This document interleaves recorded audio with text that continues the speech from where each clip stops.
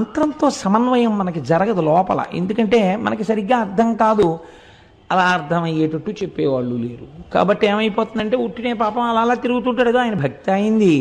కానీ మీకు తెలియకుండానే మీరు అరుణగిరికి ప్రదక్షిణం చేసేటప్పుడు అన్ని దిక్కుల నుండి మీరు ఏం కోరుకుంటున్నారో అవి ఇయ్యగలిగినటువంటి దిక్పాలకులకు శాసకుడై ఉన్నటువంటి పరమశివుని యొక్క దర్శనం మీకు అన్ని దిక్కులా కలుగుతుంది. కలగడం వల్ల ఇహమునందు మీకు సమస్త సమృద్ధి కటాక్షింపబడుతుంది.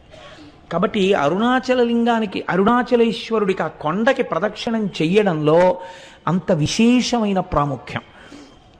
కొన్ని చెప్పకపోతే నాకు కడుపుబ్బ తీరదు, అదొక విర్రి నాకు. కాబట్టి చెప్తాను, ఇది కూడా చెప్పాలా అని అనుకోకండి. మనం పశ్చిమ దిక్కుకు వెళ్ళినప్పుడు ఆది అన్నామలై అని ఒక క్షేత్రం ఉంటుంది, ఒక దేవాలయం, శివాలయం ఉంది. ఆ ఆది అన్నామలై క్షేత్రం దేవాలయం దగ్గరికి వెళ్ళేటప్పటికే ఈసారి మేము కనుమ